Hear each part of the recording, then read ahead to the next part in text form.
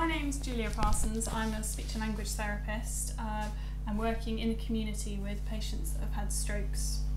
Okay. Now, we've got a bit of interesting IT here.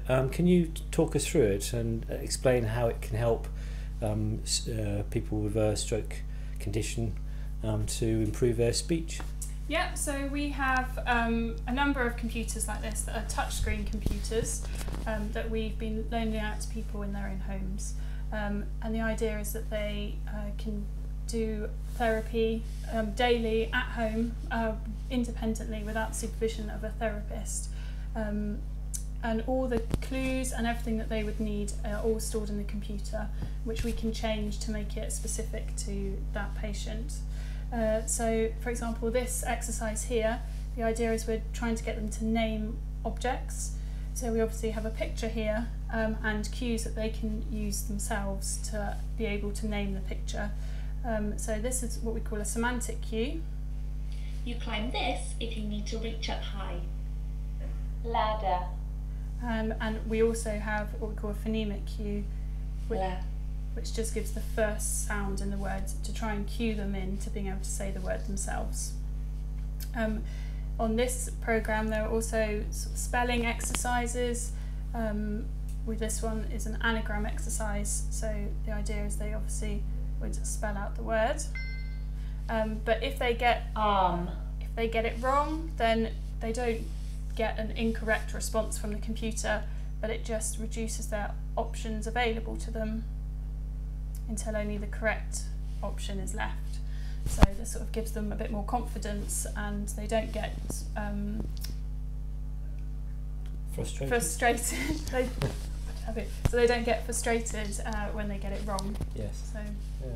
So what's the feedback been from patients who've been using this facility? They've loved it. A lot of them have been using it for sort of an hour every day or so. We do recommend they try and use it for at least half an hour every day. Some people have been using it for much more than that. We've had people who have been using it late at night when they've struggled to get to sleep, so they get up and do some speech therapy in the middle of the night. You can also upload people's family photos or photos that are personal to them. So we've had a lot of people practicing family names. We've had a lady who's now able to call her dog back on a dog walk because she's been practicing the name on this computer. We've also had people that have been particularly interested in aeroplanes, so they've been wanting to practice aeroplane names. So we can change everything about it to make it very specific to that patient. So pretty much bespoke to that person. Yeah, absolutely. Yeah. And how do you find it yourself as a teaching aid for them? I think it's a really great thing to have. It's very visual. I think a lot of patients really enjoy using it. It's a lot more kind of encouraging than just having lots of bits of paper. We do find that the more they use it, that sort of repetition does help to increase their speech. So it's definitely beneficial.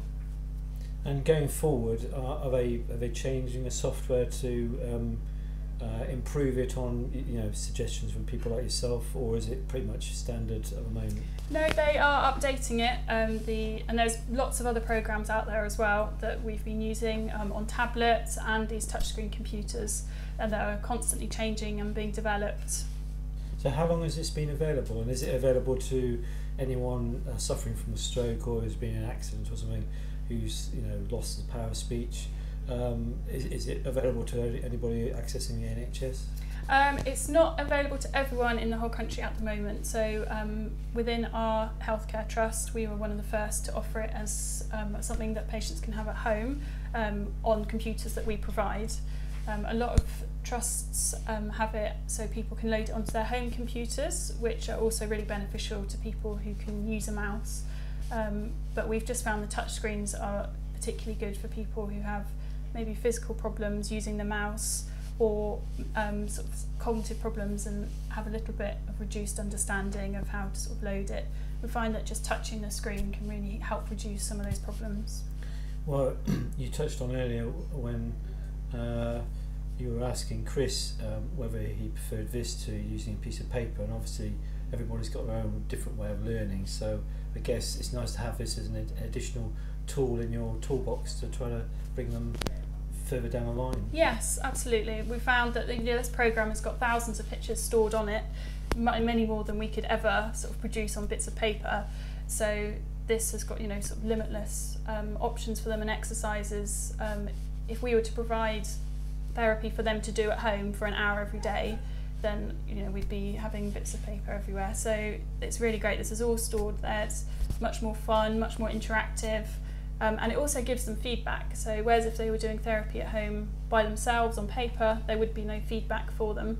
But this is making sure they've got the right answer and sort of encouraging them, and they know that they've got the right options. Well, thank you very much for your time. Okay, thank you.